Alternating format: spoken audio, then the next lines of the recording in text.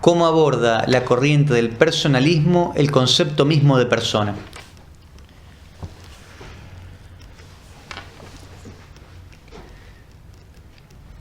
Para poder responder esa pregunta, lo primero que habría que hacer sería deslindar el referente de esa expresión, la corriente del personalismo. Porque en realidad, bajo ese nombre de personalismo, no hay una sola corriente, sino más de una, históricamente.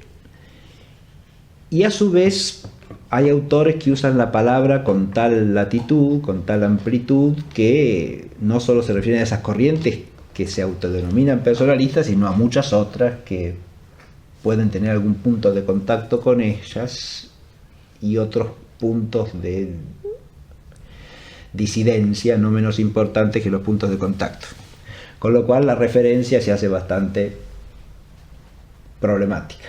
Entonces lo primero que conviene hacer es precisar a qué se quiere referir uno cuando habla de personalismo.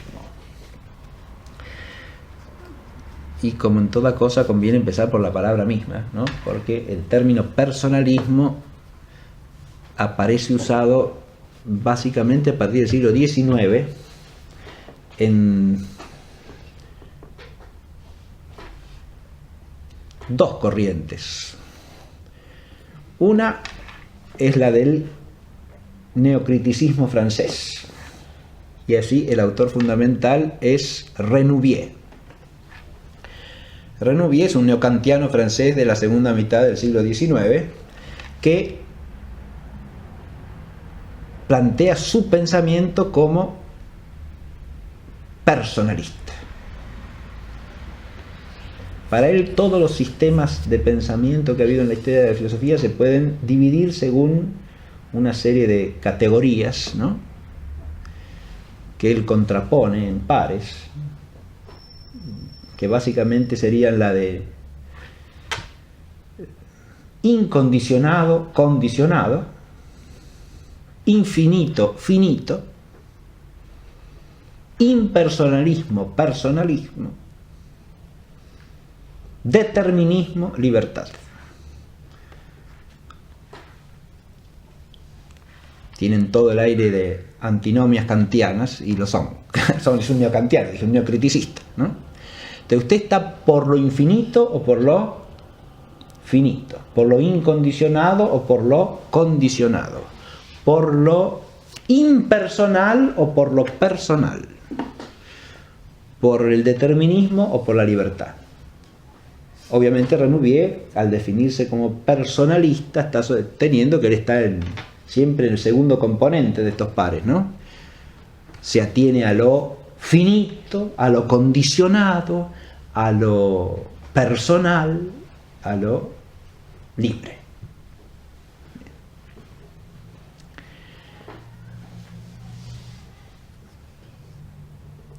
Desde acá el personalismo aparece como una reelaboración del criticismo y vinculado a lo que podríamos llamar una suerte de fenomenismo que exalta la noción de relación. Ese es un eje de todo el pensamiento de Renouvier, porque lo condicionado implica cierta relación. Lo finito también. La persona también. Lo que él llama persona, ¿no?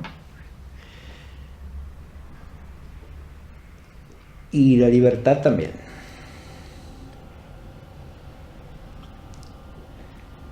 La persona la entiende, por supuesto, también en un modo neokantiano como una subjetividad relacionada con otras y en capacidad de obrar libremente, pero siempre rechazando toda sustancialización de la persona, porque todas las nociones de realismo sustancial caerían en la esfera del infinitismo y de lo incondicionado, etcétera, etcétera, ¿no?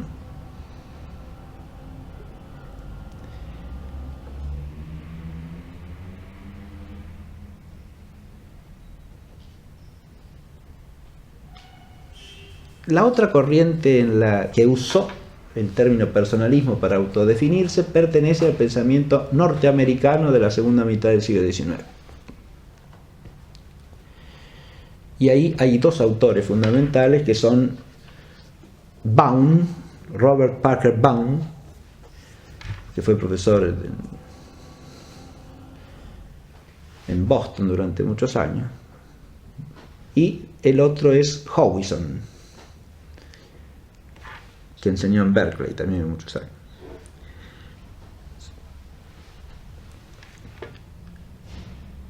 Estos dos usan el término personalismo, sobre todo Baum. Baum es el que más lo usa constantemente y para definir su sistema y su posición.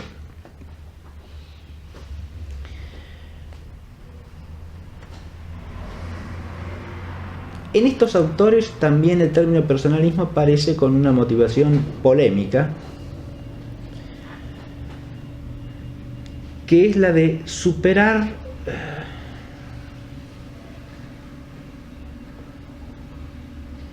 toda clase de pensamiento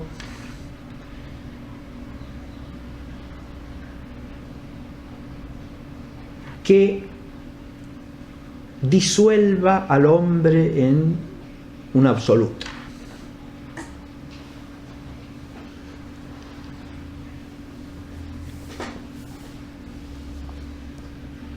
El doble adversario fundamental que tiene en su pensamiento Baum, por ejemplo, es el materialismo por un lado, o el realismo materialista, como él lo llama,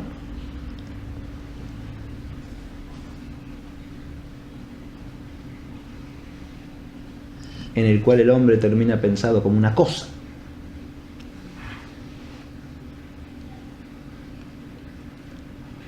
La confrontación con la versión evolucionista spenceriana del materialismo es lo que motiva también a Howison, el otro norteamericano que nombré.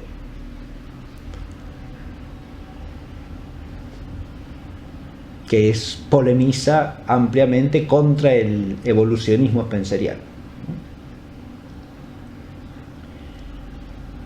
Pero también contra toda, por un lado digo, contra el materialismo o el realismo materialista, como dice Baum, y por otro lado contra toda forma de idealismo absoluto.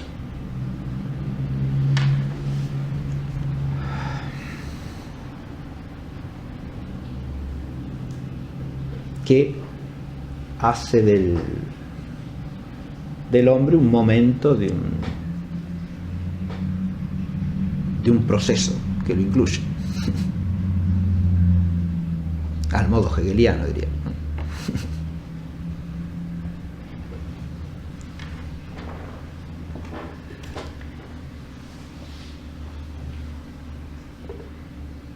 Según Baum, tanto el realismo como el idealismo son vías que hay que evitar.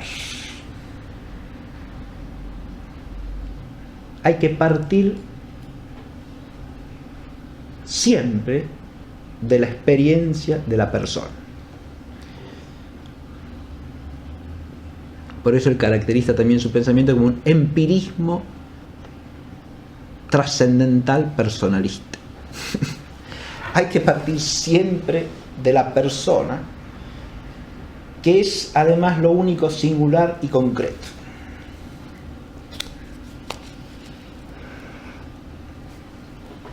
En esa afirmación de que la persona es lo único singular y concreto ya parece haber una suerte de idealismo larvado, pero claro, estos pensamientos he tratado de explanarlo sin hacer ninguna crítica, pero al usar esa expresión no puedo menos de hacer notar que al hablar de la persona como lo singular y concreto sin más, ¿no?, se produce algo que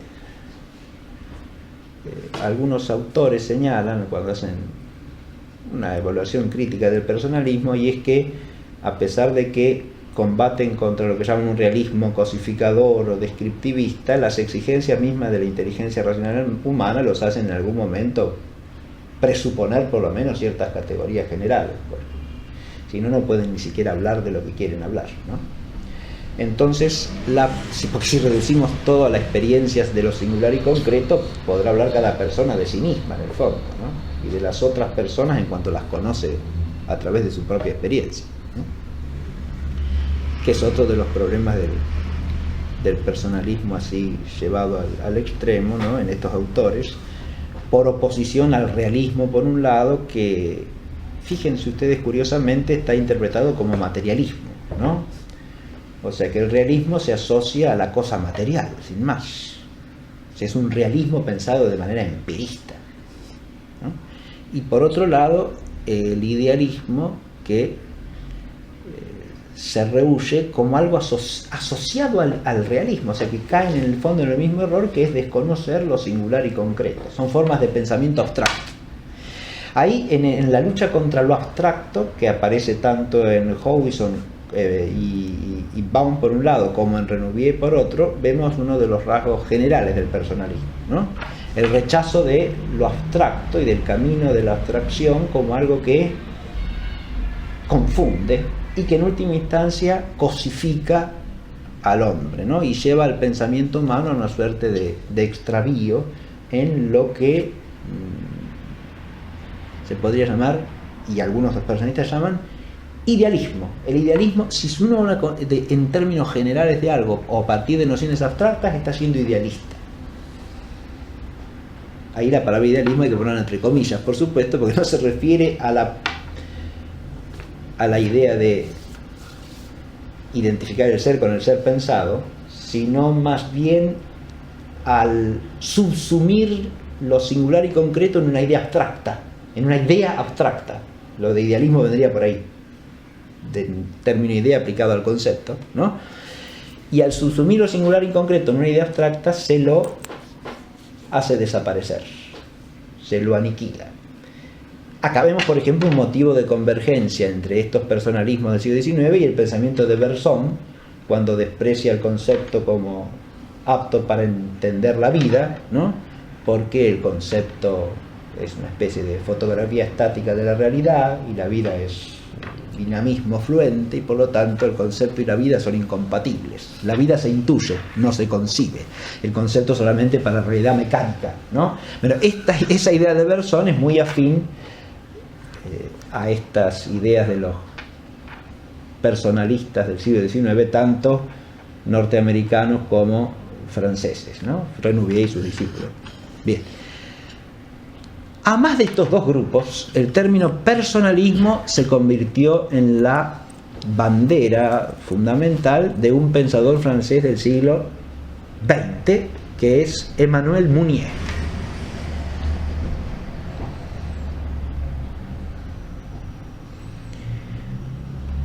Acá nos sale al encuentro una problemática particular, desde el punto de vista histórico, muy interesante, que es la relación entre personalismo y religiosidad, ¿no? O cristianismo en general.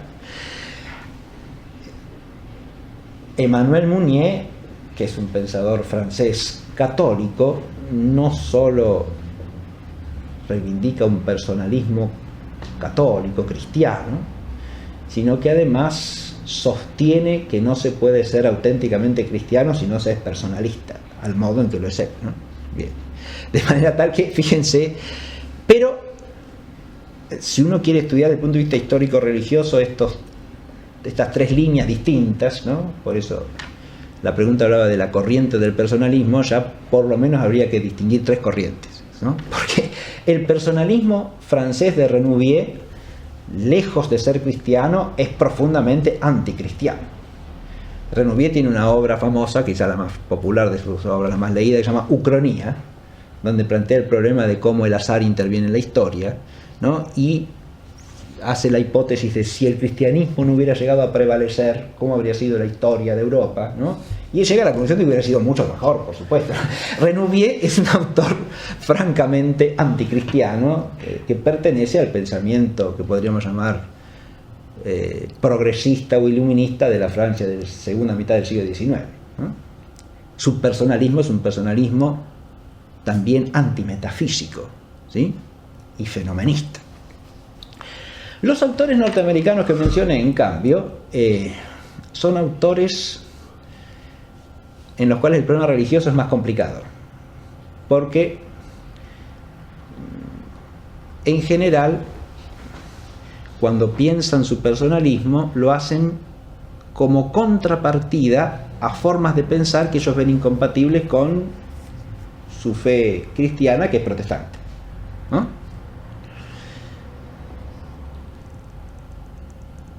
Por eso van contra el materialismo, contra el evolucionismo materialista, contra el idealismo absoluto. Y ya es un personalismo que está más asociado a la defensa de la personalidad humana en un sentido que podríamos llamar cristiano, ¿no?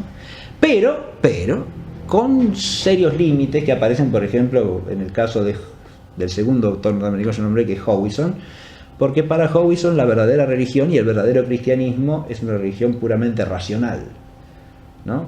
En la cual la razón filosófica es la última intérprete de todo dato revelado, de manera tal que estamos también en pleno racionalismo ahí, ¿no? En una interpretación totalmente racionalizante del cristianismo. El único caso donde el personalismo aparece asociado claramente, explícitamente y francamente a la visión cristiana es el del personalismo de Mounier, ¿no? Vamos a hablar un poquitito de este antes de proseguir. Mounier es un autor en el cual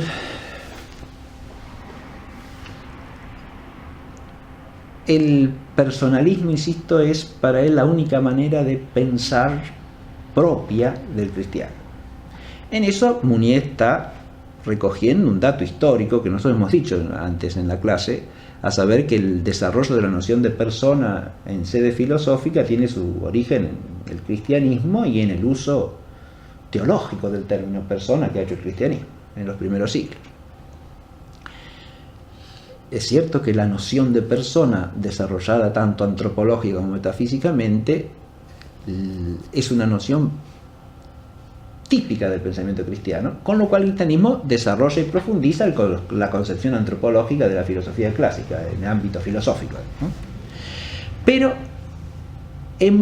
cuando vamos a Mounier nos encontramos con que su caracterización de la persona tiene algunos rasgos que vienen de la tradición cristiana clásica y tiene otros rasgos que no vienen de allí. La pregunta estaba formulada, si mal no recuerdo, en términos de cómo define a la persona la corriente del personalismo. Y si uno va a Mounier, le pregunta, en su manifiesto al servicio del personalismo, pone como título ¿qué es una persona?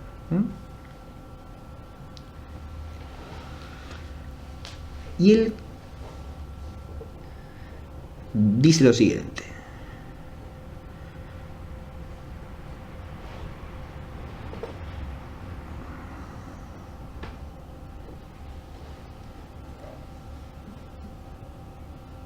una persona es un ser espiritual constituido como tal por una manera de subsistencia y de independencia en su ser.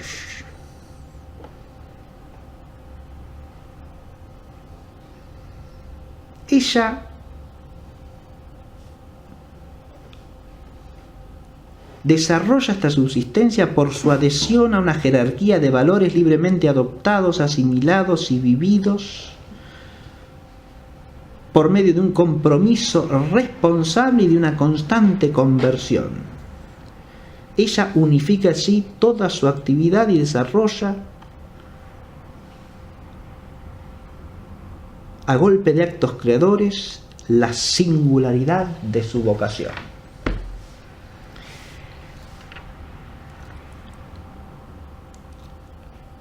Tan estricta como ella quiere hacer, uno no puede tomar esta designación por una verdadera definición.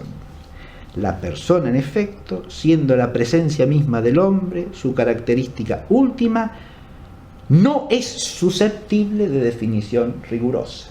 Entonces, a la pregunta que se hizo de entradas, ¿cómo define el personalismo la persona? Lo que habría que empezar por contestar es que el personalismo parece rehuir una definición de persona, porque le parece que la persona, lo acabamos de oír a Mounier expresamente decir que la persona no se puede definir, ¿no? no es susceptible de definición rigurosa, ¿no? Acá aparece en Mounier un motivo que lo asocia en cierta medida con los otros personalistas que hemos mencionado, que es ese rehuir la noción abstracta como si fuera algo que va contra la realidad de lo que se quiere entender, ¿no? Eso en última instancia es un absurdo, porque todo lo que dice y todo lo que está diciendo lo dice en términos abstractos, ¿no? Está hablando de que no es susceptible de una definición rigurosa, y si ahí no habla en términos abstractos, ¿en qué está hablando? Es decir, ahí hay una especie de rehusar admitir lo que es propio de la inteligencia humana, ¿no? Que es un límite propio de la inteligencia humana. Claro que sí. No vemos el ser de la cosa así por una intuición absoluta. Tenemos que valernos de la mediación de los conceptos, pero que eso es lo propio de nuestra inteligencia, ¿no? Y rehuirlo es una inadecuación a la propia naturaleza. De hecho, no lo podemos rehuir nunca. Y aunque sea para criticar a los conceptos, hay que valerse de conceptos, ¿no? No hay más remedio. Pero en esa designación, como dice Mounier, de la persona que he leído, en la que trata de caracterizar qué entiende por persona, creo que se ve claramente lo que traté de significar antes cuando dije que hay rasgos del personalismo de Mounier que entran en la concepción clásica y otros que parece que no tanto. Porque en esa designación parecen confundirse, por un lado, la noción clásica de persona, porque empieza por decir que la persona es un ser espiritual constituido como tal por una manera de subsistencia y de independencia en su ser, ¿no? Ahí parece estar vinculándose con la noción clásica de persona, cosa que y acá viene otro problema.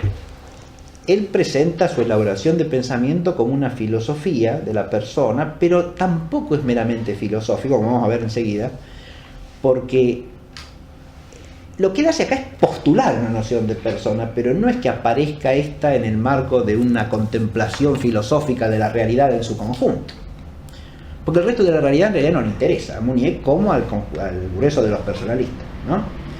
En los otros autores, en los que mencioné antes, lo que sí está elaborada es la idea de por qué hay que tratar solamente de la persona y no de otras cosas, ¿no?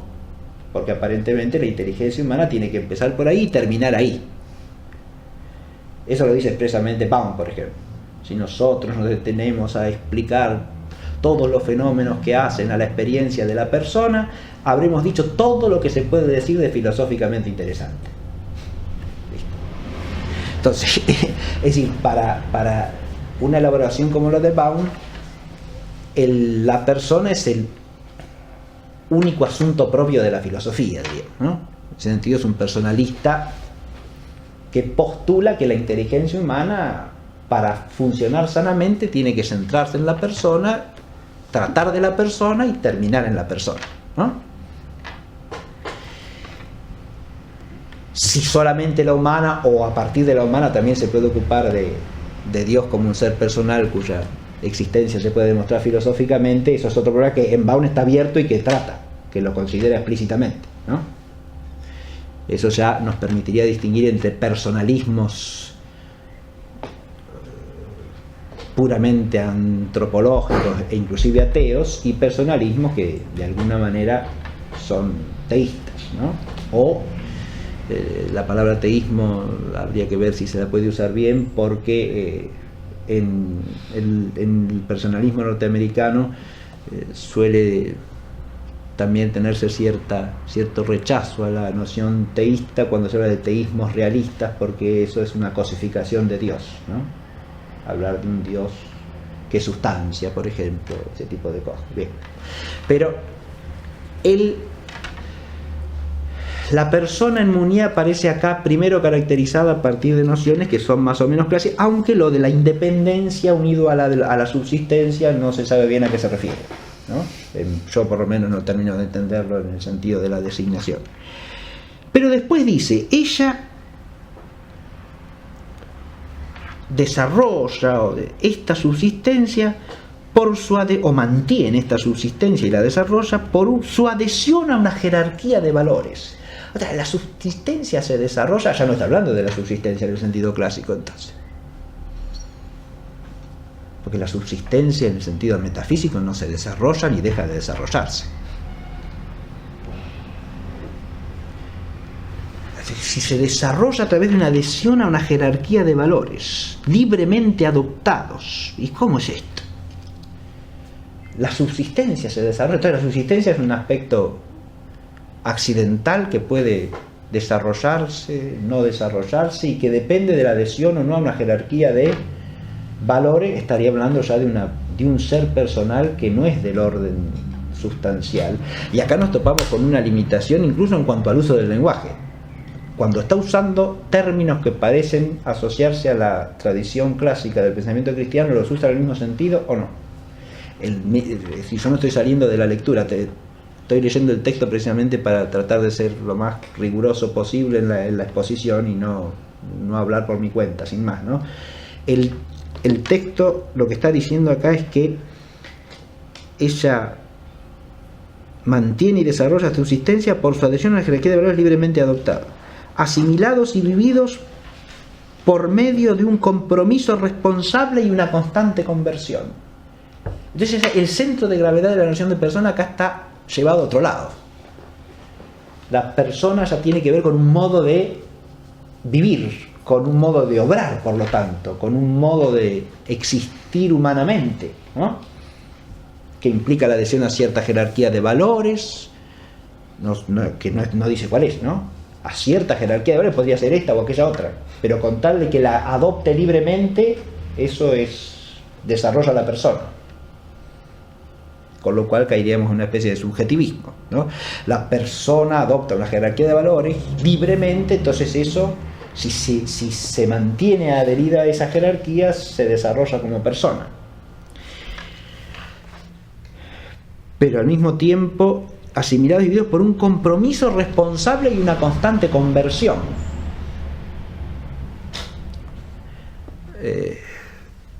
Acá ya hay nociones que son claramente del orden moral, ¿no? Se pueden tomar desde el punto de vista antropológico y existencial también, ¿no? Hay un compromiso, hay una conversión constante, pero cuando están dichas también como algo que caracteriza el pensamiento cristiano, no se sabe bien si se está hablando en términos filosóficos o en términos teológicos acá. Y es otra característica del personalismo de Mounier, el fusionar de una manera bastante confusa, ¿no?, lo filosófico con lo teológico, sin precisar el alcance de lo que está tratando, ¿no? Si se está moviendo en sede filosófica o en sede teológica, porque más bien es una construcción de un pensamiento global en el cual la persona es postulada como el centro de todo, ¿no?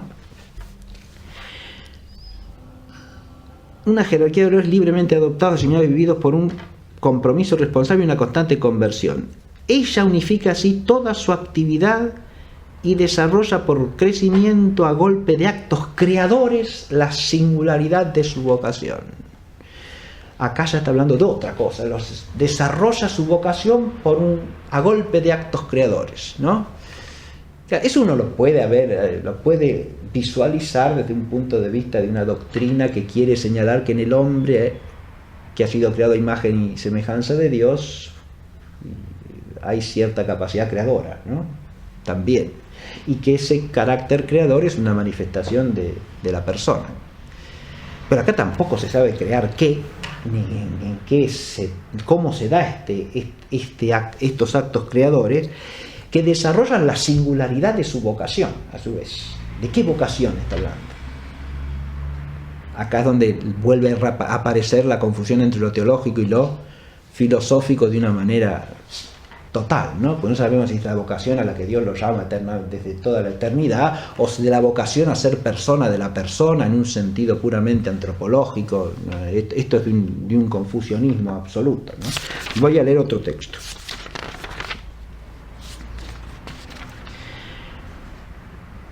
Porque hay otro rasgo del personalismo de Mounier que vale la pena destacar por su influjo en autores que suelen considerarse fuera de lo que es el personalismo, pero que en algunos, incluso en algún diccionario filosófico, aparecen nombrados como personalistas. Sigo con el mismo texto que se llama Manifiesto del Servicio del Personalismo. Acá hay un título que es Encarnación y Compromiso, Persona e Individuo.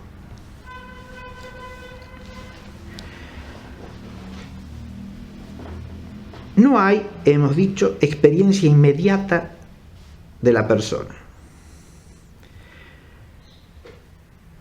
Cuando ensayo por primera vez, cuando trato por primera vez de captarme, me capto en principio difusamente en la superficie de mi vida. Y es más bien una multiplicidad lo que me aparece. Me vienen de mí mismo imágenes imprecisas y cambiantes que me dan por sobreimpresión actos diversos y esparcidos. Y veo circular los diversos personajes entre los cuales yo floto, respecto de los cuales me distraigo o me fugo. Yo gozo con complacencia y avaricia de esta dispersión, que es para mí una suerte de fantasía interior fácil y excitante. Esta dispersión, esta disolución de mi persona en la materia, este reflujo en mí de la multiplicidad desordenada e impersonal de la materia, objetos, fuerzas, influencias en donde yo me muevo, es lo que podemos llamar el individuo. Pero uno se equivocaría si imaginara la individualidad como ese simple abandono pasivo al flujo superficial de mis percepciones, de mis emociones y de mis reacciones. Hay en la individualidad una exigencia más mordiente, un instinto de propiedad que está en el dominio de sí, que es al dominio de sí lo que la avaricia es a la verdadera posesión. Lo releo. Hay en la individualidad una exigencia más mordiente, un instinto de propiedad que es al dominio de sí lo que la avaricia es a la verdadera posesión. Él da como actitud primera al individuo que cede a él el envidiar, el reivindicar para sí, el acaparar, el asegurar cada propiedad, de manera que se construya una fortaleza de seguridad y de egoísmo para defenderla contra las sorpresas del amor. Dispersión, avaricia, he ahí las dos marcas de la individualidad. La persona es gobierno y elección, dominio, autodominio y elección. Ella es generosidad.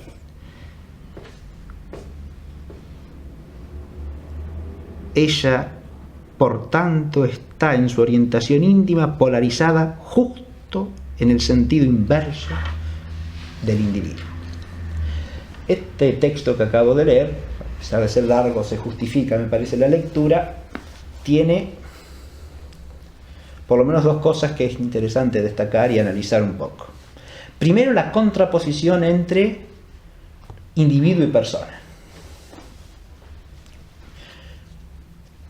Que no es aquí una distinción sin más, es una contraposición dialéctica, podríamos decir, ¿no? Porque son dos cosas contrapuestas, que van en dirección opuesta. La individualidad es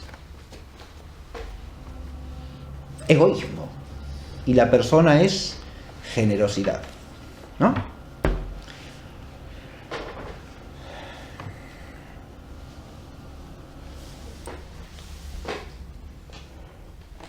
el individuo viene a ser la dispersión del hombre en lo superficial y al mismo tiempo una suerte de tendencia a autoafirmarse egoístamente, convirtiendo a las posesiones en una suerte de fortaleza, ¿no?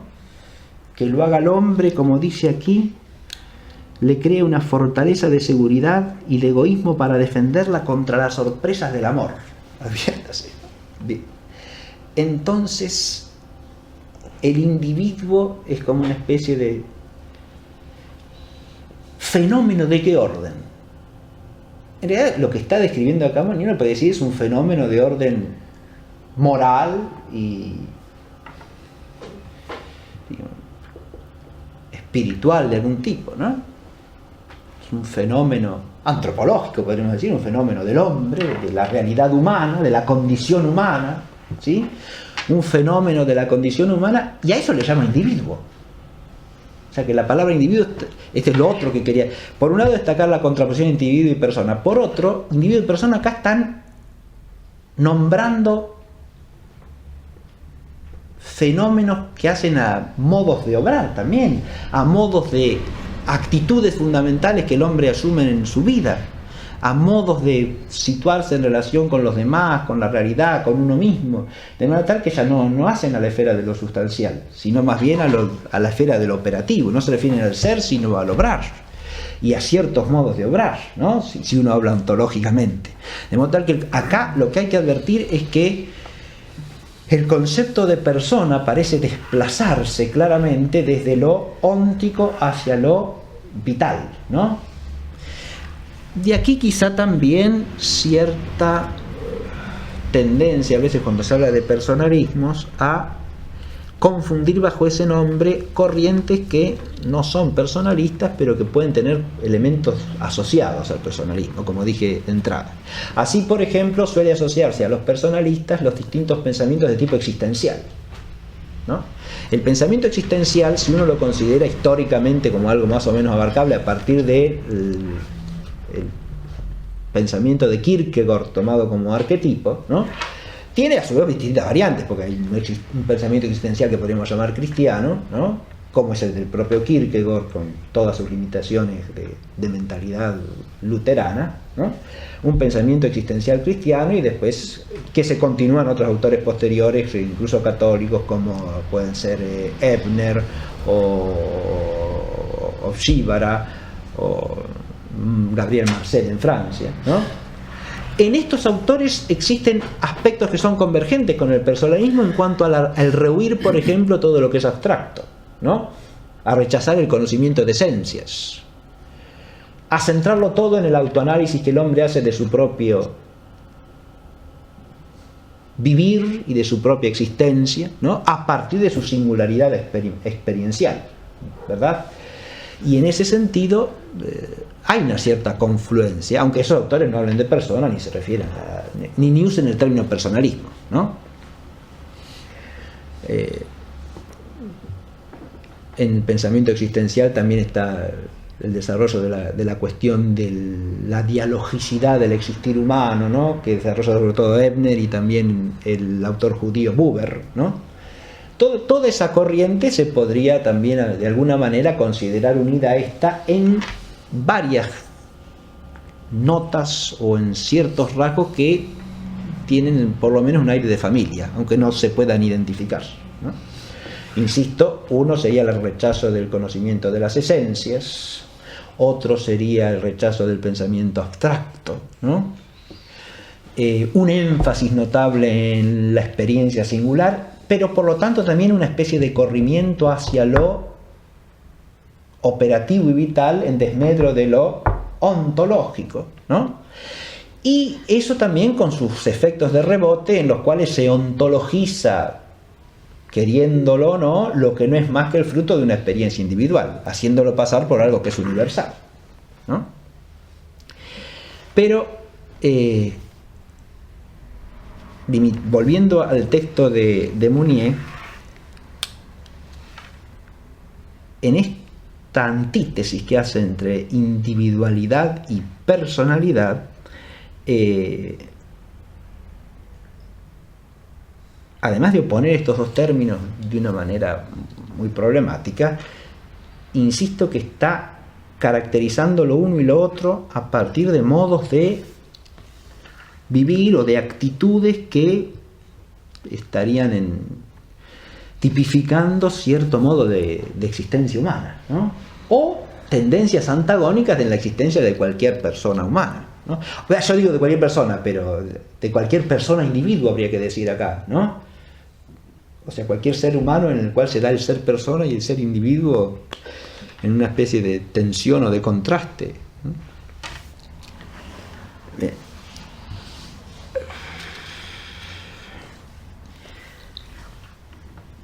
Acá hay otra cosa que es interesante advertir, y es que en gran medida el término persona adquiere una especie de connotación ideológica en la cual la persona está del lado de lo bueno.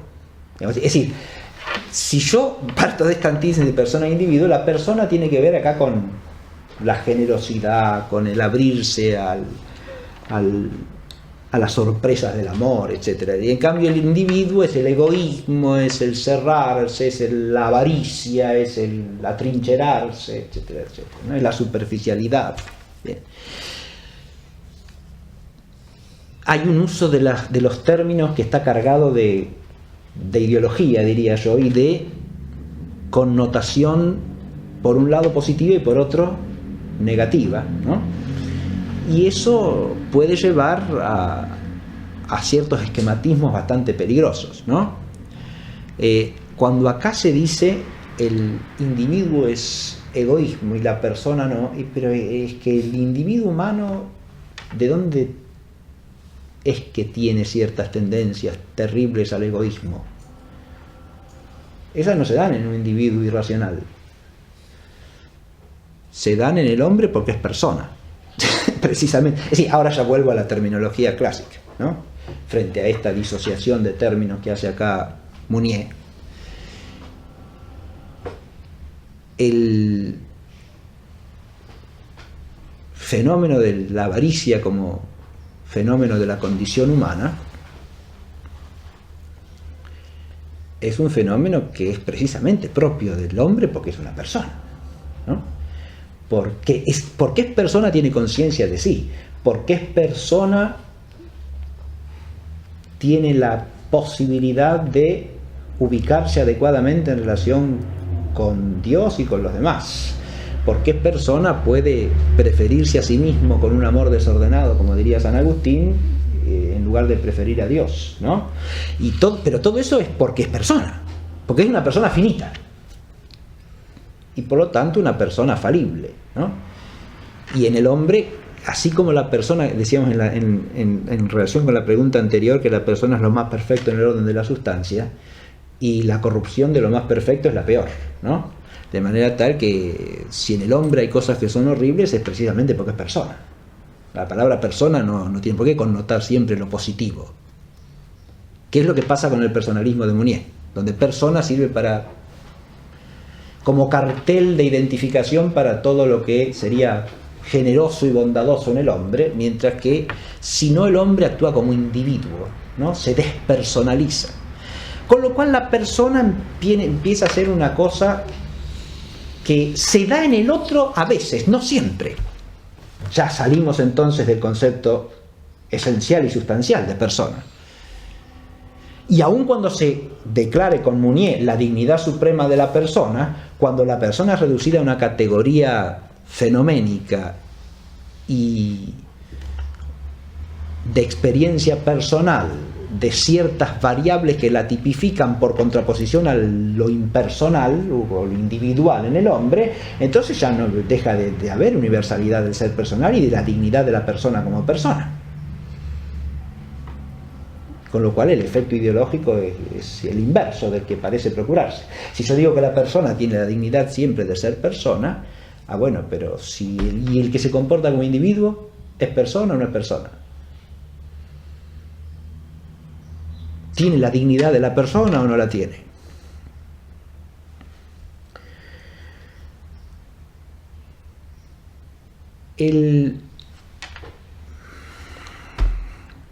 personalismo, en esta tercera corriente que es claramente identificable, ¿no?, es una forma de pensar que además destaca como rasgos típicos de la persona toda una serie de variables que, insisto, son fenoménicas. Acá hemos mencionado la generosidad, el ejercicio responsable de la libertad, etc., todo eso que decía en el párrafo anterior también. Y por otro lado, el carácter comunitario. La persona es comunitaria. El individuo es egoísta, pero la persona es comunitaria. En eso hay otro elemento típico del pensamiento de Mounier, y es su simpatía para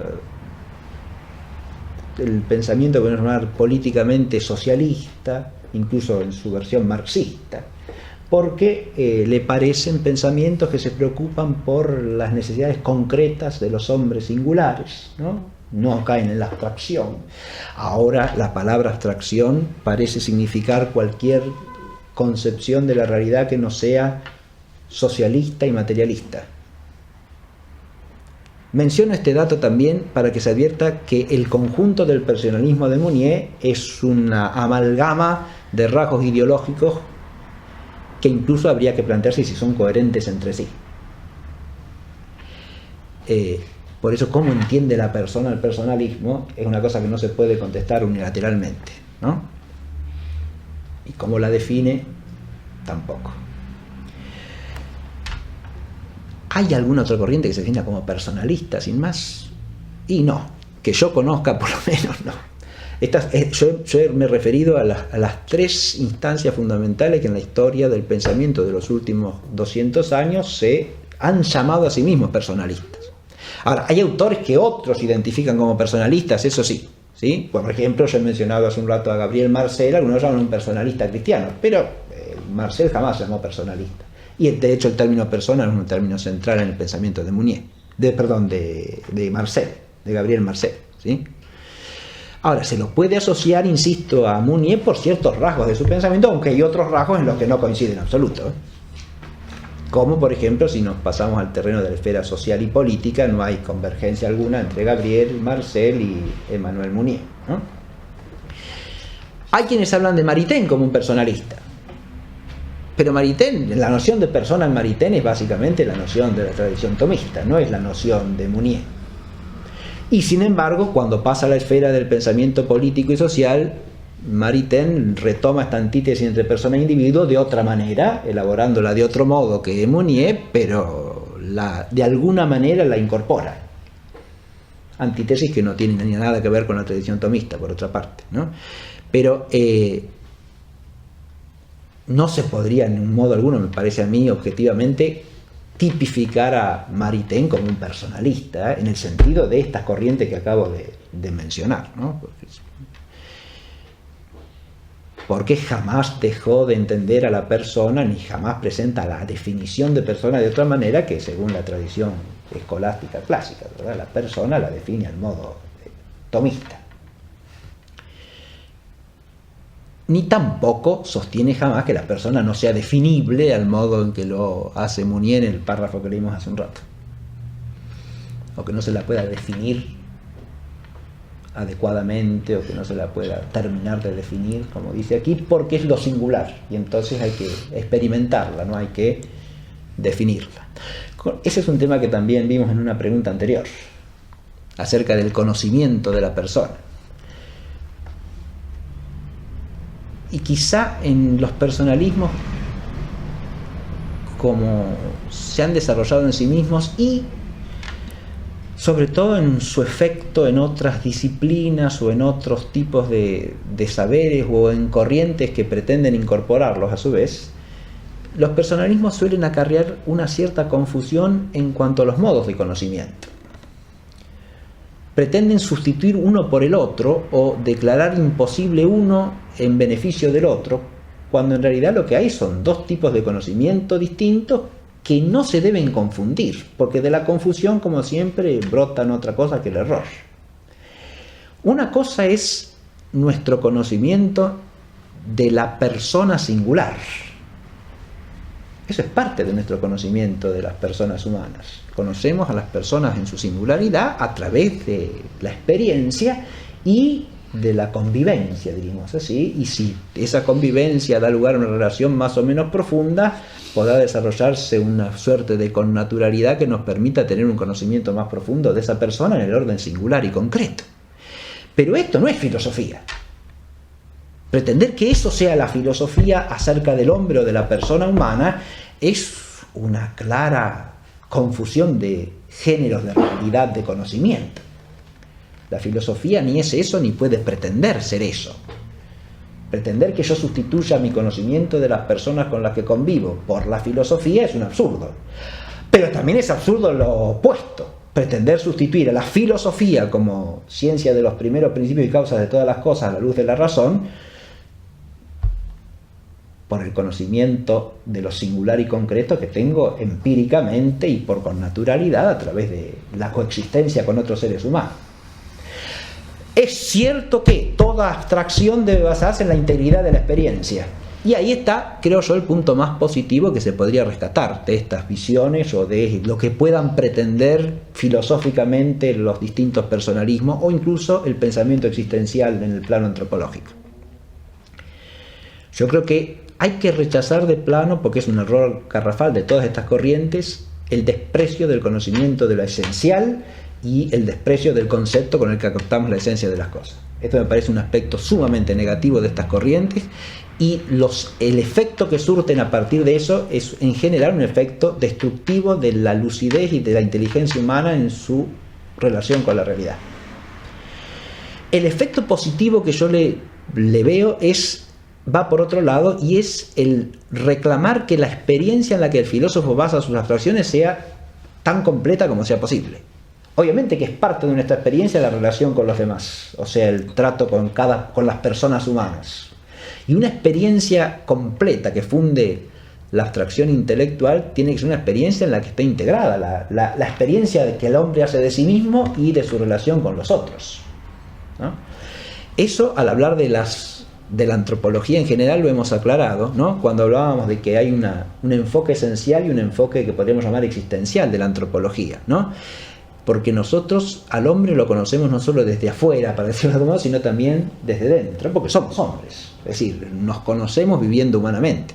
Entonces, al hablar de las cosas humanas no podemos hacer como si no fuésemos hombres. Eso no es algo que el filósofo deba hacer. Claro que no. Pero también es absurdo pretender que el filósofo no se conoce a sí mismo objetivamente como conoce al resto de las realidades del mundo, porque eso también es inhumano. Encerrar al hombre en su experiencia de sí, como si esa experiencia de sí estuviese desprendida de la experiencia que tiene de la realidad en su conjunto, es igualmente absurdo. Y además obedece, creo yo, una tendencia desordenada en el fondo del espíritu humano, porque es de alguna manera la tendencia a no ubicar al hombre en el conjunto de la realidad. El hombre trasciende del mundo físico, pero al mismo tiempo está en él. Y el realismo clásico da cuenta de las dos cosas. El personalismo no del todo. Así como tendencia, quiero decir, no como líneas de pensamiento concreto, que, o sea, hay que analizar a cada autor en particular y ver de dónde viene y a dónde va. Pero en general el personalismo tiende a esta especie de encierro del hombre en el hombre mismo, a una especie de antropologización excesiva del pensamiento filosófico. Eso que dije con relación a Baum, ¿no? El norteamericano, que él lo dice explícitamente, con mucha honestidad y claridad, ¿no? Si nosotros examinamos todos los fenómenos de la conciencia personal y de la vida personal, habremos hecho todo lo que se puede hacer de bueno en materia filosófica. Ya está. Sí, esa idea, ¿no? Porque si el hombre se ocupa de la realidad de la naturaleza, es que está haciendo algo que no es propio de la inteligencia humana, es incapaz para eso. Con lo cual estamos dando por admitido que de eso se ocupan las ciencias, pero no la filosofía, en el sentido del fenomenismo kantiano, por ejemplo, ¿no? Es decir, en la raíz de estos personalismos hay que ver también, es un tema que hay que estudiar en cada autor, pero que es general, qué están admitiendo del pensamiento fenomenista como trasfondo para encerrar al hombre en lo humano. Porque ese encierro puramente antropológico del pensamiento es típico de la pseudofilosofía iluminista, ¿no? Es lo que dice Kant también. La filosofía que trata y del hombre, ¿y de qué más? Y del hombre, solo del hombre. De la razón humana, de cuáles son sus límites, sus alcances, de cómo conoce, de cómo entiende, de cómo quiere, etc. Pero eso es del hombre, la filosofía no trata de otra cosa. Ni puede. Y hay que ver hasta qué punto estos personalismos no están admitiendo esto como sustrato. Está claro, están partiendo desde allí. Por eso, a su vez, hay otra cosa también habitual, que es el que los asocia como formas modernas de pensar. Pero ahí moderno está asociado al extravío antropocéntrico de un pensamiento erróneo, ¿no? No es una modernidad saludable, sino una modernidad en el fondo viciosa. ¿Está claro? Hay un texto que estaba leyendo en clase hace pocos días, por eso me vino a la mente ahora, de Cicerón en el de República, donde en el diálogo aparece una visión impresionante, ¿no? del cosmos, de la totalidad del cosmos y de la Tierra en ese cosmos como una cosa pequeñísima y al hombre a su vez como una cosa chiquitita, perdida en la inmensidad del universo físico. Esa visión del realismo natural, diríamos así, le hace cobrar al hombre la medida de su inserción en una realidad que lo trasciende, de la que él es parte, ¿no?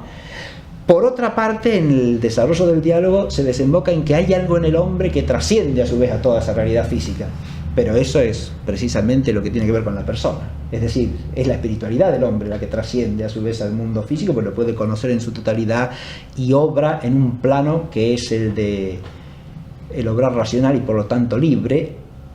Ahí hay un elemento positivo, si se quiere, de estos personalismos que destacan el carácter libre del obrar humano, pero con una peligrosa tendencia a absolutizarlo, ¿no? Y a entender a la libertad de un modo puramente subjetivo y no en relación con el orden total del ser. Y ahí está el encierro antropológico que yo señalaba del personalismo. Porque la libertad en el hombre hay que ubicarla tanto subjetiva como objetivamente en la relación total del ser de las cosas. Porque si no, la hacemos girar sobre sí misma, es decir, la subjetivizamos. Y si se la subjetiviza bajo el nombre de persona, se la sigue subjetivando, por más que se use el término persona, que de hecho no es subjetivista. Si uno toma el término persona según la tradición cristiana y según la tradición del pensamiento cristiano clásico, la persona se opone tanto a la subjetividad como a la cosificación. ¿Por qué? Y porque la persona implica la sustancia individua de naturaleza racional y por lo tanto pensada propiamente nos muestra por un lado qué es lo que hace del hombre parte de un todo, de la naturaleza, ¿no? Y por otro qué es lo que lo hace trascendente respecto de ese todo de la naturaleza. Pero eso que lo hace trascendente no lo absolutiza tampoco.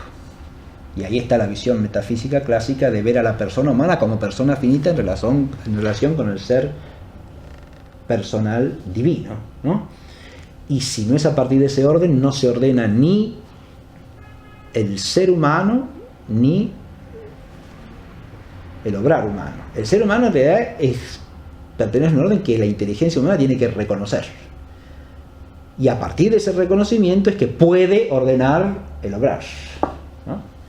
Esto es lo que en el personalismo tampoco se ve con claridad, porque lo que aparece es el análisis de ciertos aspectos de la persona humana y a partir de ahí la exaltación de un modo de obrar que se exalta pero no se sabe bien por qué, ¿no? Porque hay que ser generoso en lugar de ser egoísta. Se da por sentado que todo el mundo sabe que es así, pero el filósofo no detiene a explicarnos por qué. Y porque una cosa es ser más persona, y lo dije, ser más persona. Ser más persona es un bien, ¿por qué?